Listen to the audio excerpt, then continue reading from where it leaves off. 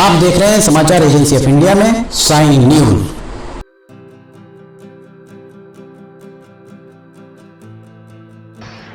नमस्कार दोस्तों, समाचार एजेंसी ऑफ इंडिया की साइन न्यूज में लिमटी की लालटेन के 257वें एपिसोड में एक बार फिर आपका स्वागत है। आज हम बात कर रहे हैं कश्मीर के वर्तमान हालातों पर क्या विवेक अग्निहोत्री एक बार फिर द कश्मीर फाइल्स का पार्ट 2 बनाएंगे? एक बार फिर सुलगता दिख रहा है कश्मीर। केंद्र को सख्त कदम उठाने की बहुत जरूरत है। लिमटी की लालटेन के 257वें एपिसोड में एक बार फिर आपका स्वागत है। कश्मीर में एक बार फिर हालात खराब होते हुए दिख रहे हैं। एक माह के अंदर हिंदू कर्मचारियों की हत्याओं से असुरक्षा की भावना पैदा होती दिख रही है। राहुल भट्ट, रजनी बाला और इन दोनों के साथ एक बैंक प्रबंधक की हत्या इसी की एक वानगी माना जा सकता है। कश्मीर में एक बार फिर पलायन की खबरें जोर पकड़ती हुई दिख रही हैं। कश्मीर के उपराज्यपाल मनोज सिन्हा के द्वारा एक विशेष बैठक का आयोजन जरूर किया गया है ताकि ये संदेश जा सके कि इस बैठक के पीछे जो खबरें निकल के आ रही हैं वो खबरें इस प्रकार की आ रही हैं कि ये संदेश जा सके कि सरकार सभी की सुरक्षा के प्रति फिक्रमंद है और ये जो कुछ भी हो रहा है बहुत ज्यादा ऐसे नहीं माना जा सकता, नाकाफी ही प्रतीत होता हुआ ये दिख रहा है। खबरों के अनुसार उपराज्यपाल के द्वारा घाटी में तैनात हिंदू कर्मचारियों को 6 जून तक सुरक्षित स्थानों पर नियुक्त करने के निर्देश भी जारी कर दिए हैं। सरकार इस कोशिश में दिख रही है कि इन कर्मचारियों को रिमोट एरिया, सुदूर ग्रामीण अंचलों के बजाय शहरों में तैनात किया जाए ताकि ये सुरक्षित अपने आप को महसूस कर सके। सरकार के द्वारा शिकायत के लिए एक प्रकोष्ठ और एक विशेष ईमेल आईडी भी जारी की है ताकि लोग थोड़ा सा भी असुरक्षित महसूस होते ही सरकार को या जिम्मेदारों को इसकी सूचना दे सकें।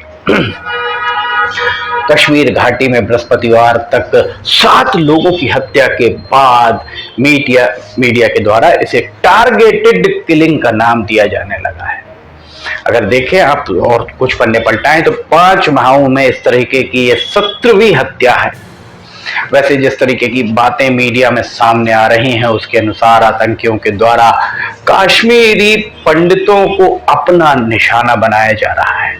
इस तरीके की बातें मीडिया में निकलकर सामने आ रही हैं ताकि ये संदेश जा सके कि सरकार, जो भी सरकारें हैं, केंद्र सरकार हो या वहां उपराज्यपाल हो, वे इस तरीके के उत्पीड़ित समूह के लोगों की, सदस्यों की सुरक्षा नहीं कर पा रही, उन्हें सुरक्षा नहीं दे पा रही।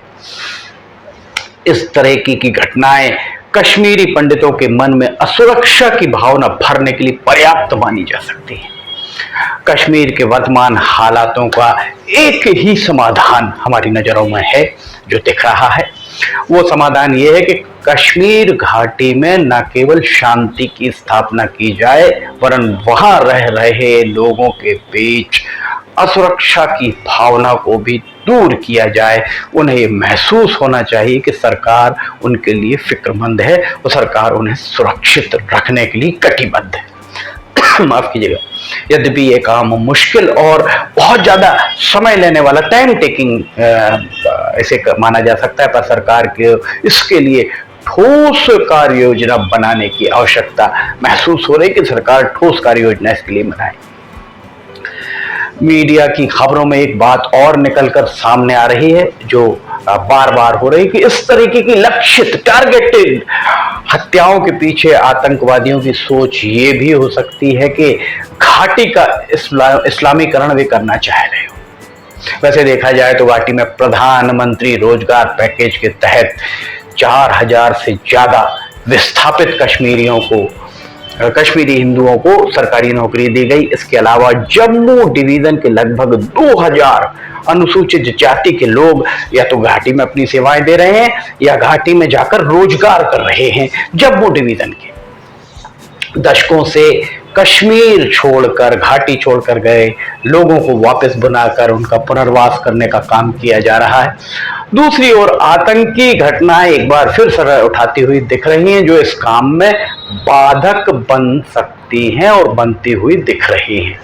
जिस तरीके की अभी फिलहाल वहां पर जो कुछ भी चल रहा है उसे देखते हुए कहा जा सकता है। ये बात सच है कि घाटी में आतंकियों को सीमा पार अर्थात पाकिस्तान से समर्थन मिलता आया है। कुछ सालों से कश्मीर घाटी में जो सीमा है उस सीमा पर कड़ी नजर रखने, आतंकियों को आर्थिक मदद देने और आर्थिक मदद देने वालों के बैंक खातों को बंद करने, आर्थिक मदद देने वालों के खिलाफ कड़ी कार्रवाई करने के बाद आतंकी घटनाओं में कमी तो आई थी, ये बात मानी जा सकती है। इसके बाद भी इस तरह का खौफ फैलाने वाले दहशतगर्द बार बार अपना तरीका भी बदलते हैं, अपने तौर तरीकों को बार बार बदलते आए हैं। अगर आप सारी चीजों को देखेंगे तो इनके द्वारा वहां के स्थानीय लोगों को के अंदर भय फैलाकर कश्मीरी युवाओं को सेना या कश्मीर की स्थानीय पुलिस में भर्ती होने से रोकने के प्रयास भी किए गए हैं। इसके बाद भी इनके मंसूबे सफल नहीं हो पाए। एक बात और जो लोगों के गले नहीं उतर पा रही वो ये है कि चप्पे चप्पे पर सुरक्षा बल के जवान तैनात होने के बाद भी इस तरीके की वारदातें, आतंकी कार्यालय के अंदर घुसकर इस तरीके की वारदातों में को अंजाम देने में कामयाब कैसे हो पा रहे हैं, ये यक्ष प्रश्न बना हुआ है। इसके लिए सरकार को नए सिरे से रणनीति बनाने की जरूरत भी महसूस हो रही है। सरकार को विचार करना होगा कि चप्पे चप्पे पर जवान है, उसके बाद कैसे कार्यालय तक पहुंचते हैं आतंकी और इस तरीके से हत्या करके निकल जाते हैं। सरकार को इस बारे में विचार करने की जरूरत महसूस हो रही कि वे घाटी में सुरक्षा का वातावरण निर्मित करने के लिए ठोस रणनीति जरूर बनाएं, क्योंकि अभी जो घटनाक्रम चल रहे हैं उन घटनाक्रमों पर की जो भी घटनाएं हैं उन पर सियासत करने वाले लोगों के द्वारा इस तरीके की घटनाओं के बाद कश्मीर घाटी से माफ कीजिएगा, कश्मीर घाटी से पलायन की खबरों को, अफवाहों को हवा देना आरंभ कर दिया जाएगा।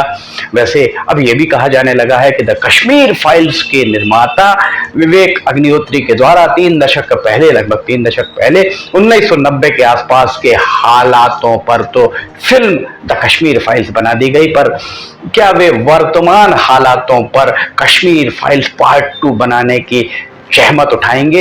विवेक अग्निहोत्री क्या ये जहमत उठाएंगे? क्योंकि इस मामले में सरकार को ही सब कुछ करना है, सरकार को ही सोचना है, क्योंकि इस मामले में विपक्ष सरकार के साथ आएगा, इसमें संशय ही नहीं। लिमटी की लालटेन के 257वें एपिसोड में फिलहाल इतना ही। अगर आपको लिमटी की लालटेन देखना है तो समाचार एजेंसी ऑफ इंडिया की वेबसाइट या साइन न्यूज के न्यूज चैनल पर जाकर आप इसे देख सकते हैं। लिमटी की लालटेन रोजाना दोपहर 2 बजे एवं रविवार एवं शनिवार और रविवार को सुबह 7 बजे प्रसारित होती है। अगर आपको ये पसंद आ रही हो तो आप इन्हें लाइक, सब्सक्राइब और शेयर जरूर कीजिएगा। लिमटी की लालटेन के 257वें एपिसोड में फिलहाल इतना ही। लिमटी की लालटेन का 258वां एपिसोड लेकर हम बहुत जल्द हाजिर होंगे। फिलहाल आपसे इजाजत लेना चाहते हैं।